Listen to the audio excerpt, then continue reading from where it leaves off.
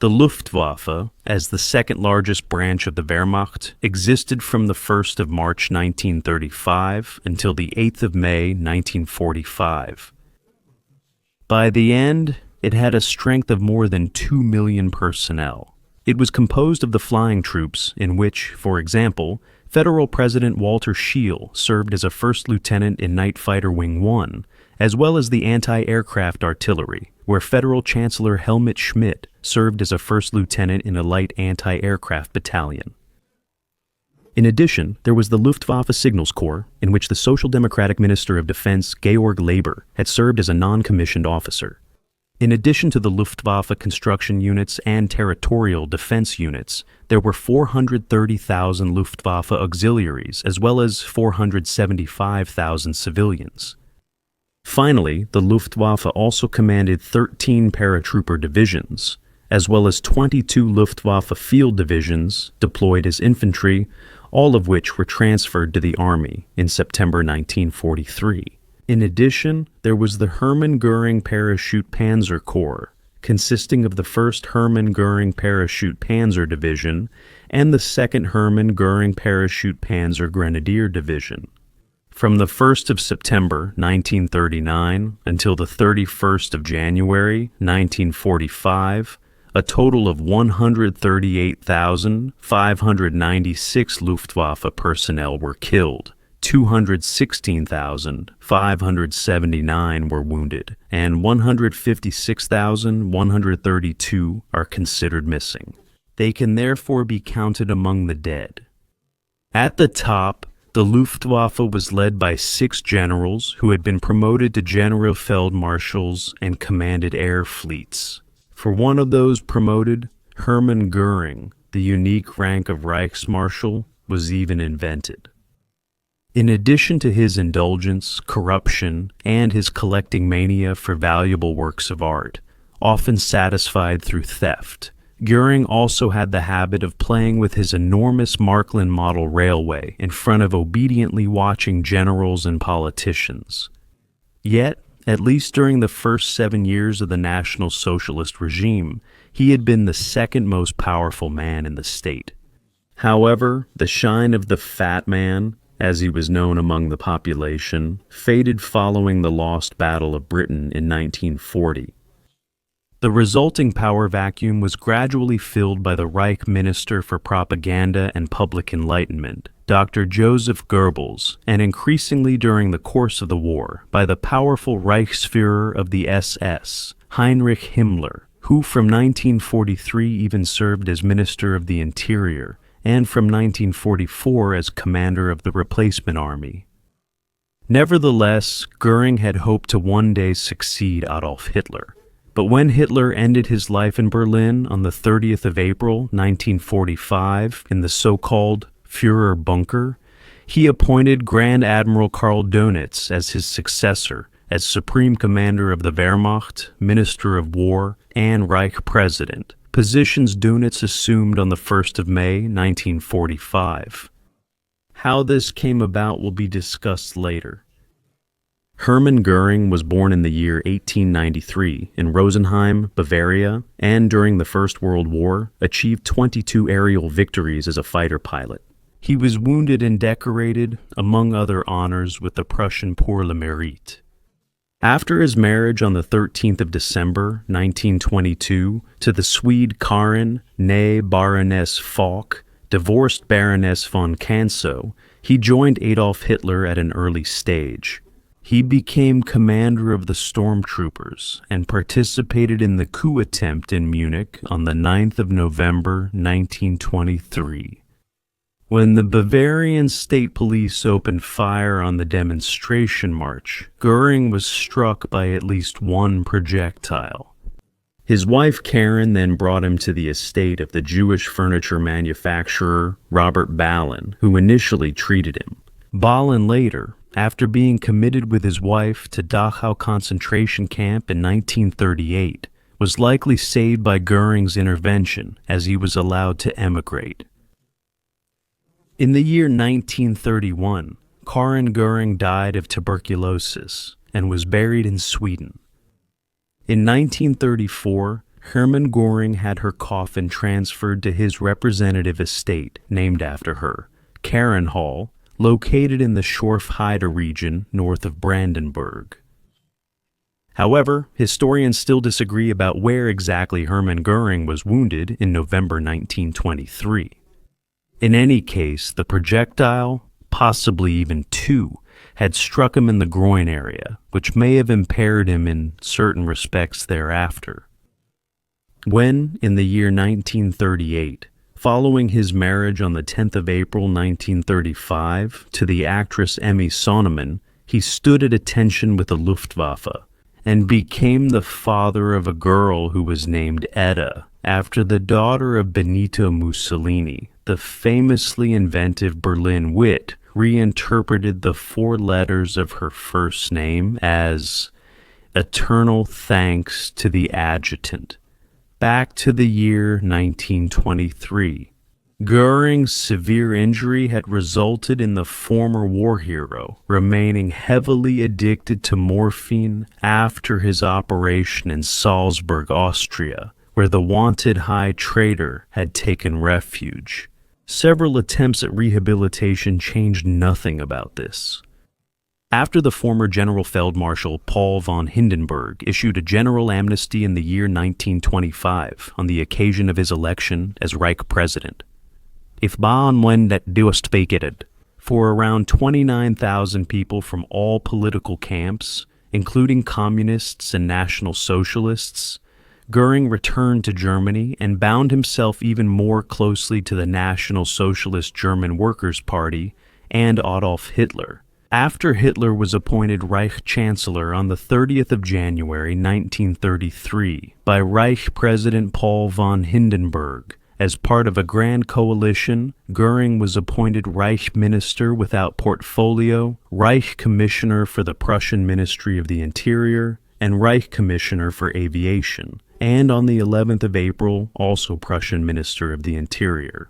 This placed the entire Prussian police force under his authority, which he used, supported by members of the stormtroopers acting as so-called auxiliary police, to begin the systematic persecution of opponents of the regime. In addition, Göring ordered the establishment of the first concentration camps, where arbitrarily detained individuals were often subjected to severe harassment for months. However, this was only the beginning, as from this point onward, Göring appears in all major events of the following years, whether in the enactment of the first nationwide German animal protection law or the hunting law, parts of which remain in force to this day. Whether during the 1934 murder of numerous stormtrooper leaders in the so-called Room Purge, or in the appointment of Heinrich Himmler as inspector of the secret state police, Göring, who for many years was considered Hitler's designated successor, was significantly involved in the increasing marginalization and persecution of the Jewish minority. At this time, he also began, growing ever more corpulent, his nearly pathological collecting mania, as he amassed offices, titles, decorations, and above all, works of art. Some of these were acquired for sums in the millions. Others he simply had confiscated from state museums or Jewish private collections in Germany, and later also in the occupied territories, incorporating them into his ever-growing collection. Despite this, due to his outwardly jovial demeanor and unusual hobbies, such as lion breeding, he was regarded as one of the more popular senior dignitaries of the Third Reich. This popularity may, alongside his self-presentation obsessed with titles and decorations, also be attributed to other well-known eccentricities. One of the strangest has already been mentioned. Thus, the highest-ranking officer of the Wehrmacht repeatedly summoned officers to official meetings at his hunting lodge, Hall, early in the morning, but then left the officers and generals, mostly members of the general staff, waiting in the great hall until around 11 o'clock, before finally appearing in pompous fashion dressed as a Cheruscan prince. Squeezed into a green elk leather tunic, holding a hunting spear, and wearing across his belly a golden Frankish sword adorned with gemstones and lapis lazuli. After an extensive breakfast, Hermann the Cheruscan prince then led his visitors to his Marklin model railway to play with it. 2 Marklin employees assigned exclusively for this purpose kept the installation, set up over 240 square meters, operational. When the Reichsmarshal had occupied himself intensely with it, repair costs running into the thousands could result. This undignified behavior can be attributed to his drug addiction, but that explains only part of his personality. For Göring was also a ruthless power politician, willing to step over corpses. As early as 1933, he had established the research office, first on Baronstrasse in Berlin, and later in a new building on Wilhelmstrasse within the Reich Aviation Ministry. After the violent death of its first director, Hans Schimpf, who was presumably murdered on the orders of Heinrich Himmler, and the head of the secret state police, Reinhard Heydrich, Göring transferred leadership to Prince Christoph Ernst August of Hesse-Kassel.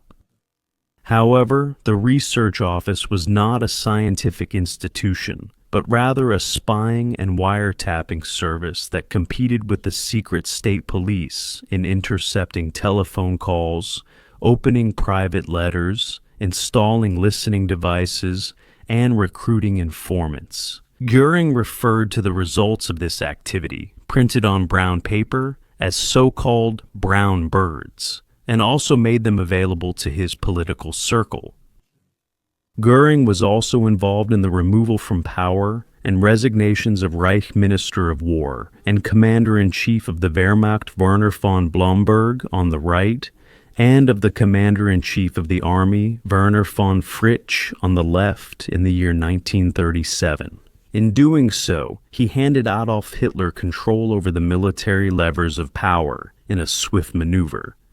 When, in September 1938, the resistance group around Colonel Hans Oster of the Abwehr organized what was likely the most thoroughly prepared coup attempt against the regime, they would probably not have had to fear Göring's Luftwaffe.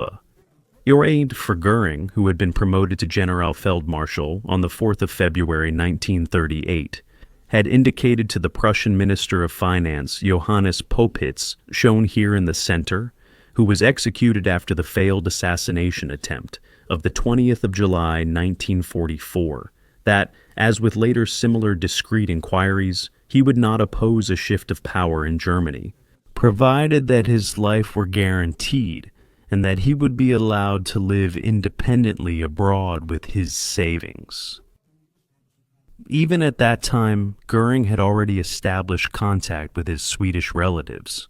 However, since the so-called September Conspiracy of 1938 was called off as a result of the appeasement policy of British Prime Minister Neville Chamberlain, far left, keyword, the Munich Agreement, Germany's fate continued on its course. With the outbreak of the Second World War and the Luftwaffe's successes in the Polish and Western campaigns, Göring's star flared up once again. On the 19th of July, 1940, he was even appointed the sole holder of the rank of Reichsmarschall. But then, as already mentioned, his airmen failed to prevent the escape of nearly 340,000 Allied soldiers from Dunkirk. Among them was almost the entire British professional army.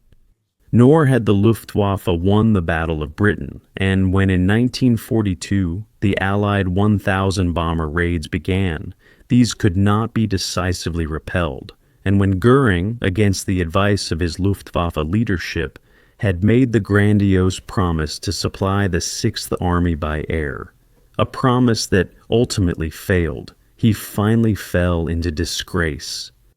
Nevertheless, on the 23rd of April, 1945, he attempted in a radio telegram to persuade Hitler to allow him to assume his succession. Hitler, however, dismissed him, quote, as a traitor from all offices, had him arrested by the SS, expelled from the party, and instead, as discussed in this video, appointed Grand Admiral Karl Dönitz as Reich President. When, on the 8th of May 1945, the Wehrmacht was forced to surrender unconditionally, Göring surrendered to the U.S. Army, and together with his wife and daughter Etta, was taken along with the other 85 detained Nazi leaders to the Palace Hotel in Mondorf, Luxembourg, known as Camp Ashcan. Beforehand, he had been stripped of everything he carried on him, items that are now displayed in U.S. museums. From November 1945 onward, the Reichsmarschall, now without office, stood trial at Nuremberg as the second highest-ranking surviving representative of the Third Reich. The highest-ranking defendant was the Reich president appointed by Hitler as his successor, Grand Admiral Dönitz.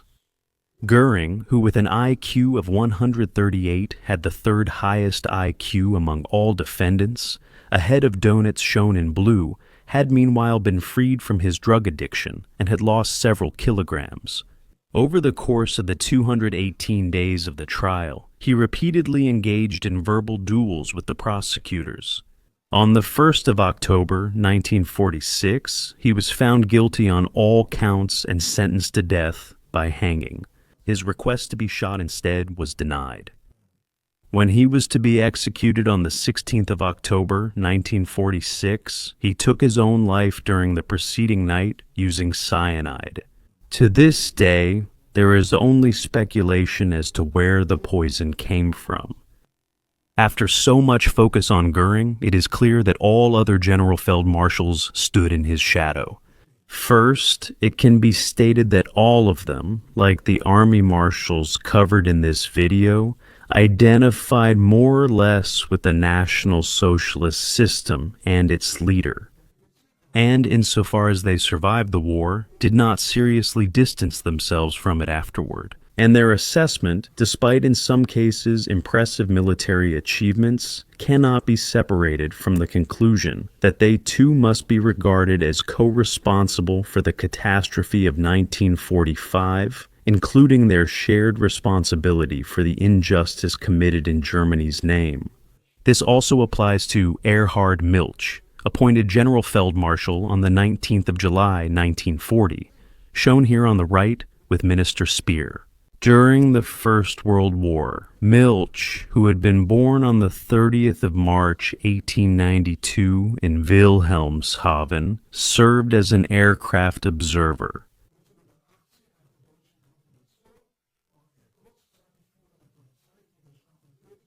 Most recently as a captain and leader of a fighter group in 1918, after the German capitulation, he briefly commanded the police aviation squadron in Königsberg, but then moved into industry due to the ban on German air forces imposed by the Treaty of Versailles, where, from 1926 onward, he assumed the position of director of the newly founded Deutsche Lufthansa, shown here on the right. After 1933, Hermann Göring appointed Erhard Milch as his state secretary in the Reich Ministry of Aviation and, following the suicide of the General of Aircraft Construction, Ernst Udet, in November 1941, designated him as his successor. He was responsible for the technical development and armaments production of the Luftwaffe. Although Milch had been a bearer of the Golden Party badge of the NSDAP since the 30th of January 1937 and had received an endowment of over 250,000 Reichsmarks from Adolf Hitler in 1942, a loss of confidence set in 1 year later on the part of both Hitler and Göring, leading to his removal from office without further assignment in the summer of 1944. The reasons were the Luftwaffe's inability to supply the Sixth Army by air and the dramatically deteriorating air situation. After the war, from January to April 1947, during the second of the 12 subsequent Nuremberg trials, Milch, who had not renounced National Socialism, was charged as an accessory, among other things, for the deportation of forced laborers and sentenced to life imprisonment. At sentencing, shown here, the prosecution bench, it was in his favor that additional documents heavily incriminating him were discovered only later, Otherwise, he would likely have been sentenced to death. When the so-called Cold War began, and following a clemency petition, Milch's sentence was reduced to 15 years. However, he was already released from prison in June 1954. The Knight's Cross-decorated former General Feldmarschall Erhard Milch died on the 25th of January 1972 in Wuppertal. Two additional Luftwaffe generals were promoted to Generalfeldmarschals alongside Milch, far left, on the 19th of July 1940. Hugo Sperli, second from the left, and Albert Kesselring, to the right of Göring. Albert Kesselring was born on the 30th of November, 1885, in the lower Franconian town of Marktsteft, and experienced the First World War as a highly decorated artillery captain. He remained with this branch in the Reichswehr, but in 1933 transferred as a colonel to the Reich Ministry of Aviation. In 1940, Kesselring commanded an air fleet during the Battle of Britain. After his formations were deployed from the 22nd of June 1941 in the attack on the Soviet Union, Kesselring, whom his soldiers called Uncle Albert and his Western Allied opponents the Smiling Albert, was appointed Commander-in-Chief South in November 1941. He was now also responsible for North Africa and the Mediterranean region. From the autumn of 1942 onward, this responsibility was extended to all Luftwaffe units in Italy and Tunisia, when in November the Tunisia campaign began, lasting until May 1943 and ending with the collapse of the Axis forces in Africa and the surrender of nearly 250,000 German and Italian soldiers near Tunis, an outcome also attributable to his overly optimistic assessments of the situation. By contrast, Field Marshal Rommel had assessed the situation more realistically from the outset. During the fighting around the monastery of Monte Cassino, Kesselring explicitly forbade the inclusion of the monastery in defensive positions in December 1943 in order to protect the centuries-old cultural heritage.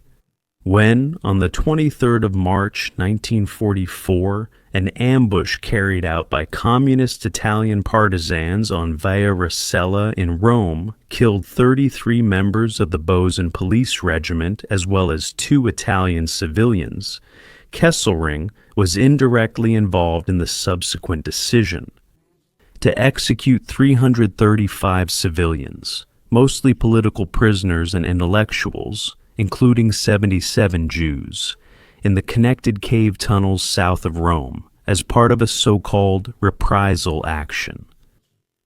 2 months before the unconditional surrender of the Wehrmacht in March 1945, Kesselring was appointed Commander-in-Chief West. On the 15th of May, he was once again captured by the Allies. In May 1947, he was sentenced to death by a British military court for knowledge and toleration of hostage executions, and for his orders concerning so-called anti-partisan operations in Italy. This sentence was commuted to life imprisonment in July and later reduced to 20 years. At the Nuremberg trials, he was questioned only as a witness for Göring. In October 1952, former Generalfeldmarschal Albert Kesselring was released early for health reasons. He was among only 27 recipients of the Knight's Cross with oak leaves, swords, and diamonds. Afterward, he became chairman of the Steel Helmet Association, founded in 1951. When he died on the 16th of July, 1960 in Bad Nauheim, the funeral address was delivered by the then inspector of the Luftwaffe of the Bundeswehr, Lieutenant General Josef Kamhuber. However, no military funeral took place. The uniformed men visible in photographs belonged to the Steel Helmet Association, of which Kesselring had been chairman from 1952 to 1960. The Bundeswehr has since distanced itself from him. Kesselring's Marshal's baton was stolen by a U.S. soldier in July 1945, and, after his death in 2010, auctioned for $731,000 US dollars. Another general promoted to General Feldmarschall alongside Milch and Kesselring on the 19th of July, 1940, was the aviator Hugo Sperlo. He was born on the 7th of February, 1885, in Ludwigsburg. His distinctive feature was a monocle worn over his right eye. Sperl emerged from the First World War as an infantry lieutenant, was promoted to captain in November 1914, and subsequently trained as a pilot. By the end of the war in 1918, having been wounded several times and decorated among other honors with the Royal House Order of Hohenzollern with swords, he had commanded both Field Aviation Detachment 42 and the air units of the 7th Army. The Reichswehr employed him in various infantry commands and in the Reichswehr Ministry, where he played a key role in planning for a new air force. On the 1st of August 1933, he was promoted to colonel and 2 years later to major general. In November 1936, Hugo Sperli assumed command as the first commander of the Condor Legion, which was deployed on the side of General Franco in the Spanish Civil War. He was rapidly promoted to lieutenant general, received the German-Spain Cross in gold with diamonds, and on the 1st of November 1937 was appointed General of Aviators. In addition, Göring awarded him an honorary gift in the form of the jointly worn Pilot and Observer badge in gold with diamonds, which was awarded only a few dozen times. Remarkably, 2 women, both Luftwaffe test pilots, were also honored with this badge, the flight captain and test pilot Hanna Reich, who was likewise awarded the Iron Cross First Class, and Melita Schenk, Countess von Stauffenberg, née Schiller. She was the sister-in-law of Colonel Klaus Schenk, Graf von Stauffenberg. Her aircraft was shot down by an American fighter plane near Straßkirchen on the 8th of April, 1945. Mrs. von Stauffenberg succumbed to her gunshot wounds later that same day. Back to Hugo Sperl. During the Second World War, he took part with the air fleet under his command in the Western Campaign, as well as in the Battle of Britain, which proved costly for the Luftwaffe. When, by the day of the Allied invasion on the 6th of June 1944, having by then nearly matched Göring in corpulence, he was able to oppose the 11,500 aircraft of the Western Allies with only 400 of his own, of which merely 200 were operational. His credit was exhausted. In August, he was dismissed by Hitler and no longer employed. In May 1945, Sperle was interned by the British. In 1948, he was charged in the so-called High Command of the Wehrmacht trial, but in October was acquitted by U.S. Military Tribunal 5, and the so-called denazification proceedings conducted in Munich in 1949 also did not identify him as an affected party. Former General Feldmarschall Hugo Sperle died on the 2nd of April 1953 in Munich. Another General Feldmarschall, promoted on the 16th of February 1943, was Wolfram Freiherr von Richthofen. He was born on the 10th of October, 1895, at the Bartsdorf estate in Silesia, and initially experienced the First World War as a young hussar officer. Until in 1917, he transferred to the flying troops and, serving in the squadron of his famous cousin, Manfred von Richthofen, achieved 7 aerial victories.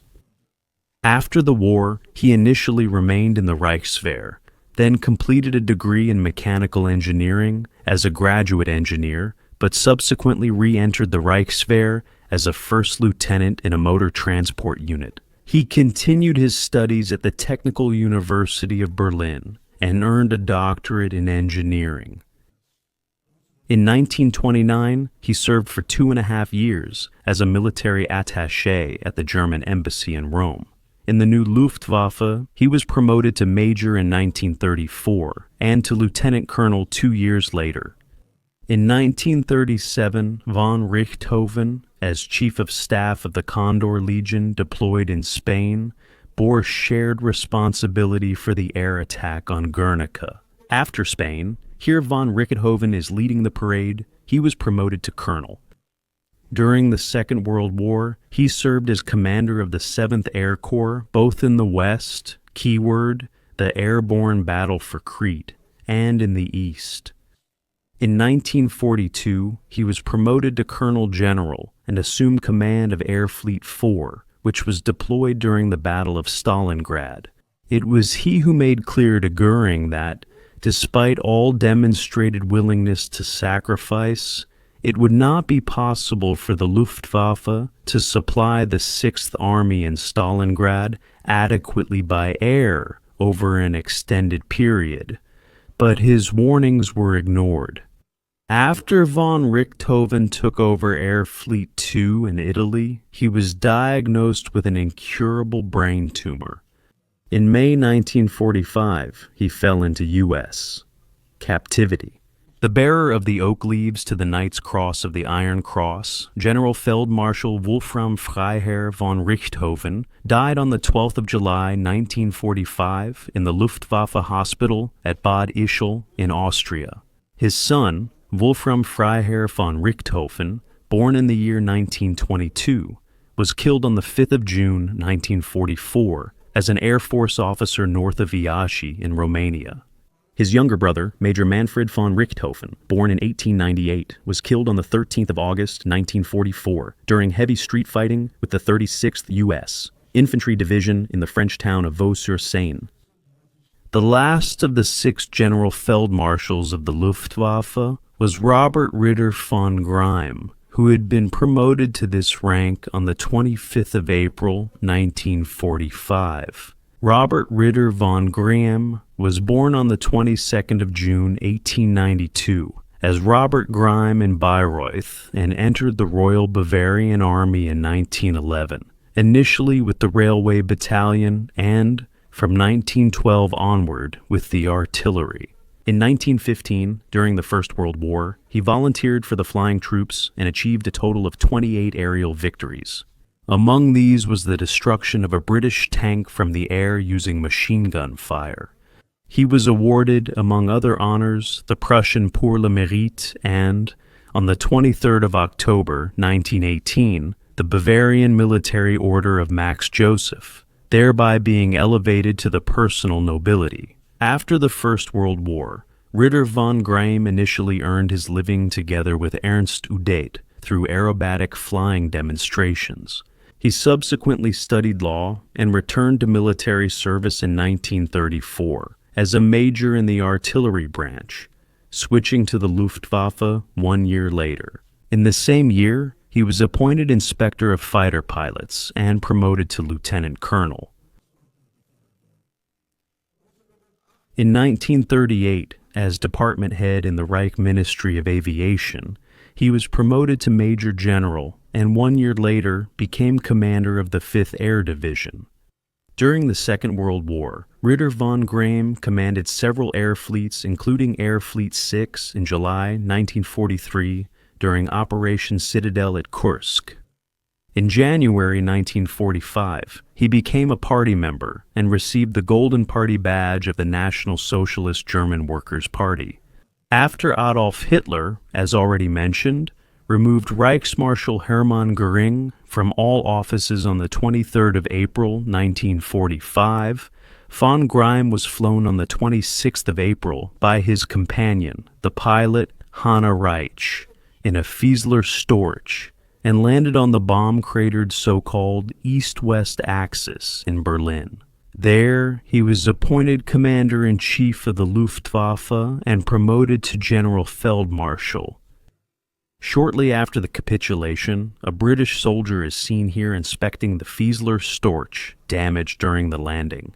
On the 29th of April, 1 day before Hitler's suicide, von Greim left Berlin on Hitler's orders and flew with Hanna Reitsch from the devastated East-West Axis in an Arado R-96 to Grand Admiral Dönitz in Flensburg, and a few days later to Kitzbühel in Tyrol, where he fell into U.S.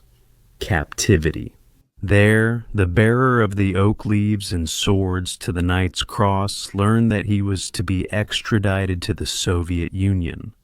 As a result, the youngest German general Feldmarschall by rank, Robert Ritter von Greim, committed suicide on the 24th of May, 1945.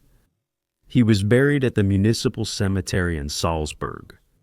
This concludes the examination of the Luftwaffe and its leadership during the Second World War. Among them were individuals of considerable military talent. However, this cannot absolve any of them of individual co-responsibility for the overall events up to 1945, which were only made possible through their actions.